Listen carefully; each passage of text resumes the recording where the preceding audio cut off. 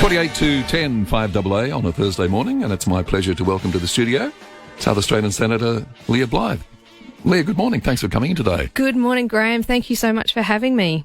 We were just talking to Dan Tehan about matters, energy policy and so forth, but I'd like to go back a little in time. The federal election was not all that long ago, and it didn't end well for the coalition.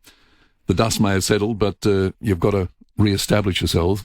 What do you see as the key points that the coalition needs to re-establish itself in the voters' eyes as a reasonable alternative? Thank you for reminding me about that devastating loss. It feels like it was just yesterday, and certainly the coalition, we have been focused on getting back to representing the people of Australia and offering them a sincere alternative to government.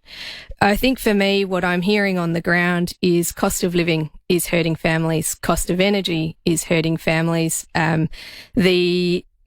government intervention in their lives. I think for us as a coalition, we've got to come to the Australian people with policies that are going to reduce the overall tax burden on them.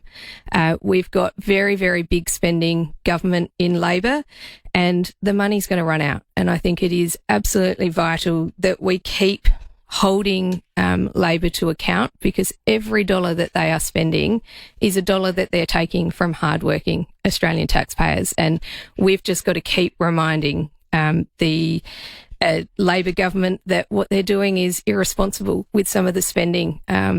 We had the week before last, when we were in Parliament, the HEX 20% discount come through. And while the coalition supported that, that's a $16 billion taxpayer-funded discount based on inflation, because everyone got their HEX bills went up. So government caused a problem. Government then came in with taxpayer dollars to try and solve it. And now we've got tradies, farmers, everyday hardworking Australians copying that $16 billion bill. It is vastly unfair. And what we're going to do is we are going to eventually run out of money. Yeah, and there's no question that people are all of a sudden thinking, where's the money coming from? We're close to $1 trillion in debt. It's growing. But with all that in mind and on the horizon, the people of Australia still voted for Labor. They still got Labor in. So what is it about Liberal? I mean, you mentioned in your maiden speech getting back to core values. What are those core values? Absolutely. We have to know who we are and what we stand for. And I would say to, the Australian people, the Liberal Party has a very long and proud history of standing by our values. And when we run arguments or policy based on conviction and on those values, we will reward effort here. We want to see free enterprise. We want less government intervention in people's lives. We want to give people the freedom to make decisions for themselves. And I think the point, of the Liberal Party is that we believe that you will spend $1 more responsibly than the government ever will. So we want Australians to keep more of their hard-earned dollars in their pocket. And it's time for us as a Liberal Party to get back to those core values and principles. So do you see it as a bad selling of your policies, that the Labor Party just were better salesmen?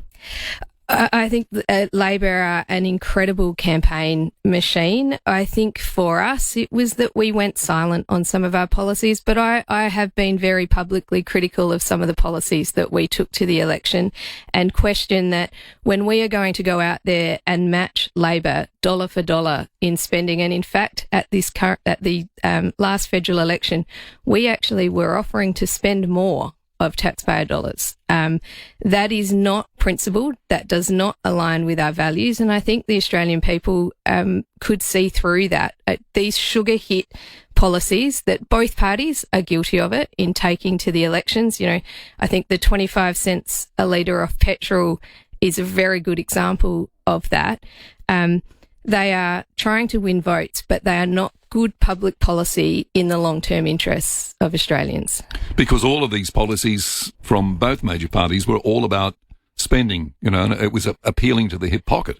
Exactly. And spending without actually addressing the underlying issues that are causing the cost of living crisis for us here in Australia. Productivity is down. We are sending businesses offshore. We are sending manufacturing offshore. We've seen, just in the last 6 months, huge government bailouts for us to have smeltering still in Australia. While the bailouts are necessary and we've got to help those regional communities and we've got to have sovereign capabilities in those areas, what we need to be doing is addressing the fundamental underlying issue that the policy settings on energy are wrong, and we are driving businesses out of Australia and we're making it impossible for them to be able to undertake their work in a way that they can actually turn a profit. So we've got to get those things right, because again, we're going to run out of money. You spoke about we're nearly at $1 trillion in debt. We are very fast approaching a position where we will run out of taxpayer funds to prop up those businesses. And what's that going to mean for regional communities, Australia's sovereign capability, productivity? I want young people in Australia to have jobs that they can go into. I want our regional communities to be vibrant and thriving. And the policy settings we've got now are not long term. Tell us about Susan Lee. She won a close and hard-fought battle to become Liberal leader. Is she the person to take you to the next election? She is our leader, and Susan Lee has my absolute 100% support. I think the Australian public are sick of us talking about the internal machinations of the Liberal Party. They want us to get back to pulling together good public policy positions. They want us to get back to what we stand for. And I think, we've got a leader in Susan. I'm very grateful to her. She has given me the shadow assistant portfolio of stronger families and stronger communities. And I'm looking forward to working with the entire coalition on making sure that we are offering the Australian people an alternative to what is a disastrous Albanese Labor government. Now, you've called for tax-deductible childcare and concessions for parents re-entering the workforce. You've said that the economy is at bursting point. Can we afford that? I think this is about looking at how our tax system can better understand how families are operating. At the moment, cost of living crisis, you can have two parents in a household working, and it is very, very difficult to afford childcare. It's not flexible. It's a one-size-fits-all. So what I'm agitating for is for us to be flexible. We're talking about meeting families where they are, and we're not in the sort of 60s anymore where one parent has the ability to be able to stay at home. Financially, families don't have that choice now. So I think our tax system has to have the flexibility to recognise that and support families to make the choices that they want to make in the best interests of their families. The election showed strongly that the coalition has lost touch, particularly with women. What are you going to do to rectify that? It is a very, very difficult question to answer. I can certainly say that there are times that I look at some of the policies, and even in how we market them, and how we are getting our voices out there, how we are making good, strong arguments in favour of some of the policies we want to put up. We shouldn't be afraid to talk about families. We shouldn't be afraid to talk about the value that families have. We shouldn't be afraid to talk about the value of unpaid work. And so I think it is a matter of getting together, pulling together some public policies that are going to reward and recognise both the efforts of families as a whole, that recognise women. And, we've got all sorts of issues on women's health. I would say that, I'm a mum, I'm a wife. Certainly some of that load of you work full time, you're still picking up kids from childcare. There are a lot more people like me in our party room who can bring those experiences when we're formulating that policy. Moving to another issue, the algal bloom natural disaster here in South Australia. It hardly caused a ripple in Canberra.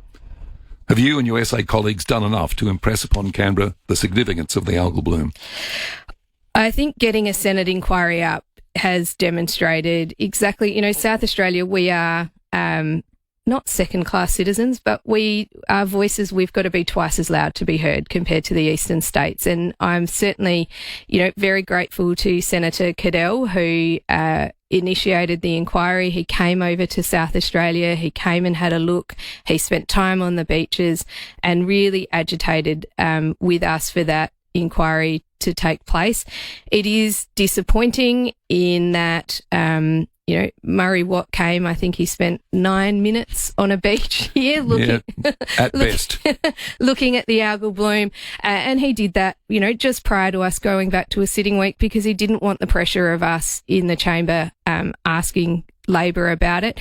I think the most disappointing thing that came out of those first 2 sitting weeks of Parliament was that, Senator Watt said, I provided the support within 24 hours of it being requested. And that absolutely floored me because I thought, so the Labor government here, our state Labor government, hadn't even asked the federal government for assistance until 24 hours before federal Parliament went back. That is just completely unacceptable. So I think in terms of looking at that responsibility, I don't think enough has been done in terms of the research, the testing, and what's the plan moving forward. This algal bloom is not going away tomorrow. I think it's with us for the long term, and I think I want to see it's not just about throwing money at these problems, it's actually about pulling together a plan on how we're going to help those coastal communities survive what could be quite a prolonged period of not being able to use the beaches. Well, when the algal bloom starts washing up on Bondi, I think you'll see action almost immediately. It's terribly sad, isn't it? But that's true. Senator, moving to another issue, the government is pushing hard for net zero. What's your view? I have been very public in my view of this. I don't see that there is any kind of global move to net zero. There is Australia, we've got policy and energy settings that are crippling our economy here. And as someone who is always going to put the best interests of Australians first, I am agitating pretty hard for us to be re-looking at that particular policy. I'm very critical of the government's position on that, and I will continue to talk about common sense. This move to net zero has given Australians a 40% increase in their energy bills at home. Like every other Australian, I'm still waiting for that $275 reduction. And the Labor government's answer to that is, we'll give you a rebate. Again, that's taxpayer dollars that are coming back to solve a problem that the government's created. So I will continue to talk common sense when it comes to net zero. We've got to take our responsibility for the environment seriously, but we cannot cripple the Australian economy in doing that. It's a well-known fact that if you want good government, you've got to have strong opposition. So until the coalition gets back to more strength, the Labor Party is going to get away with what it wants to, effectively. Absolutely. And we've all got to take responsibility. And that's something that I do. I think, being a new senator, I see my responsibility as absolutely representing the Australian people, but it's also about persuading the Australian public with good, sensible, principled and proven policy positions. And I know there are a lot of my colleagues who are doing the same thing and working very hard to make sure that we are out there very loud, because there are far less of us this time around. Senator, thanks so much for your time today. Thank you so much for having me. South Australian Senator Leah Blyth, Shadow Assistant Minister for Stronger Families and Stronger Communities.